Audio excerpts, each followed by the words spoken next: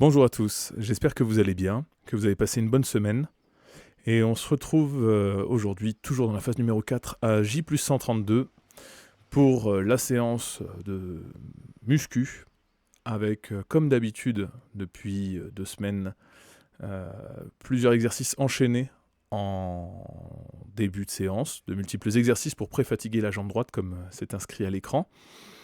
La petite différence, c'est que l'appui que j'avais pour faire le pistol squat juste avant, vous pouvez le voir, c'est un poids de 10 plutôt qu'un poids de 25. Pourquoi faire, me diriez-vous? Tout simplement parce qu'il est moins épais. Du coup, ça m'oblige à avoir une plus grande flexion du genou en descente. Donc c'est pour accentuer le travail de mobilité et de résistance musculaire en parallèle. Alors toujours cette élévation de jambe aussi, je fais quelques répétitions. Et j'ai changé pour l'exercice suivant mon appui avant, pour la fente avant. J'utilisais le plateau d'équilibre en bois et là j'utilise une sorte de surface à moitié gonflée qui nécessite beaucoup plus de stabilité. Donc tout va bien, tout s'améliore. J'ai fait plusieurs tours de ce circuit, j'en ai ressenti le besoin. Voilà. Alors pour la semaine qui est passée, j'ai fait ma séance, j'allais dire de proprioception en me voyant trembler à la vidéo. Je l'ai faite le mardi, ça s'est plutôt bien passé. Je suis retourné courir jeudi. J'ai fait encore 4 kilomètres comme la semaine précédente. Alors que, bon, cette fois-ci, j'ai essayé de mettre un tout petit peu plus de rythme. J'ai réussi à faire 4 bornes en 26 minutes. Je crois que c'était un peu mieux, mais je l'avais pas calculé la première fois. Toujours est-il que j'ai pas eu de sensation négative.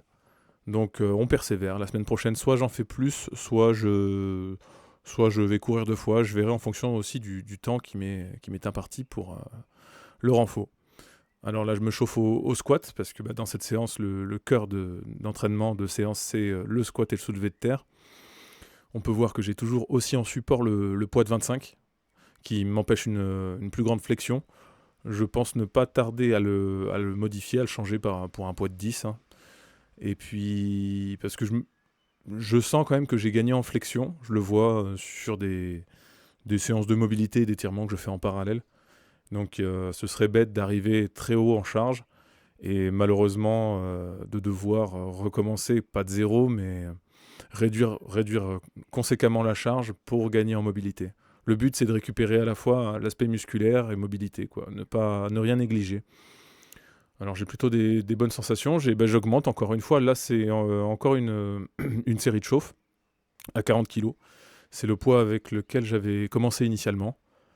Donc il y a 2 semaines de ça. Et comme ça s'est bien passé la semaine précédente, j'étais à 45, et bien je passe à 50. Bon, pour l'instant c'est un petit peu linéaire, mais c'est normal, on est quand même loin d'une charge qui me demande un effort conséquent. Alors voilà, la série d'après je mets 50, et puis me voici dans le cœur de séance à faire mon 4x10 avec 50 kilos. Cette semaine, je me suis un petit peu informé. J'ai regardé quelques podcasts, quelques vidéos, des interventions de kinés, de sportifs qui discutent notamment donc de la réhabilitation du sportif post-rupture du LCA. Et je pense que la route est longue et qu'il va falloir bien plus de temps avant de pouvoir reprendre activement les sports de combat. De toute façon, j'avais calculé mon opération initialement pour essayer de me réfréner et de reprendre au mois de septembre. Alors je ne m'attendais pas à reprendre à l'échelle de la compétition, bien sûr. Mais je pensais quand même, au vu de ma récupération initiale, qui était très bonne, que j'allais pouvoir retourner au club, faire du loisir en fin d'année et travailler sur les sensations. Mais force est de constater que j'ai plusieurs problèmes sur cette jambe droite. Je n'ai pas que le genou qui est fragilisé, c'est notamment parce que j'ai des problèmes de hanche et de cheville que cette blessure est apparue. J'ai déjà un problème de stabilité. Alors quand je faisais beaucoup de skateboard, je me suis blessé assez jeune, quand j'avais 16-17 ans. Et j'ai eu des éclats d'os dans la cheville. Enfin bref, ma cheville a pâti de cette pratique-là. Et depuis, je sais que j'ai une cheville bien moins stable et pratiquement irrécupérable, ce que me disaient les kinés à l'époque, il y a de ça 20 ans maintenant. Alors je désespère pas, mais je me dis qu'il va falloir que je travaille bien plus sérieusement sur cette jambe et que bien que la récupération et que la convalescence puisse s'achever un jour, totalement et pleinement, je ne mettrai jamais de côté un travail spécifique pour la jambe droite. Et puis je m'équiperai aussi en conséquence.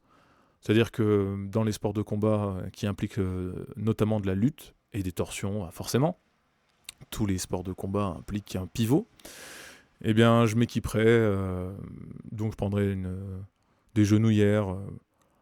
Pour les chevilles, je verrai. Mais en tout cas, j'ai une marge de manœuvre assez conséquente en termes de réhabilitation complète. Mais je le sens au fond que j'aurai toujours un petit problème au niveau de cette jambe droite. Après, j'ai pas prévu de faire une grande carrière de combattant. Donc, qui sait? On verra bien, je travaillerai au ressenti. Bon, il serait dommage, parce que ça arrive de façon assez récurrente quand même, que malgré une bonne rééducation et une reprise du sport qui n'est pas prématurée, la blessure se reproduise. Donc, soyons patients, soyons précautionneux et très précis aussi. Voilà, donc là, ce qu'on voit en vidéo, pour le coup, je ne sais pas si ça mérite que je le filme chaque semaine. C'est pas extrêmement excitant de me voir augmenter la charge de 5 kilos à des charges aussi basses pour des mouvements pareils. Donc je verrai si dans la semaine, je ne filmerai pas une partie de la séance du mardi. Et bon, après, comme je vous le disais déjà, je ne vais pas me filmer en train de courir ou de faire le bilan de ma course. C'est pas très passionnant. Donc j'immortalise plus non plus les séances d'étirement, mais vous les avez déjà vues dans des vidéos précédentes. Ce que je risque de faire dans les vidéos qui viennent, c'est plus mettre l'accent sur les mouvements qui sont des mouvements qui permettent d'analyser le degré de qualité du genou en stabilité. Il existe une batterie de mouvements, de tests, qui, chez les professionnels de santé, kinés du sport, médecins du sport, leur permettent de savoir où j'en suis. D'ailleurs, j'aurai un bilan à faire au courant du mois d'avril qui portera là-dessus, donc autant que je m'y mette en avance. Donc je parle, et on est déjà passé au soulevé de terre. Le squat s'est bien passé, je prends une minute de récup. Je l'ai pas particulièrement senti dans les cuisses, je sens que ça travaille un petit peu, c'est... Le squat, quand il commence à y avoir un tout petit peu de charge, on le sent au niveau du cardio, enfin tout le corps travaille, les abdos stabilisent. Et pour le soulevé de terre, là, j'ai décidé de faire intégralement sur cette session du soulevé de terre jambes tendues. Je me sens plus en confiance avec mes ischios, qui s'étaient quand même déchirés, rappelez-vous.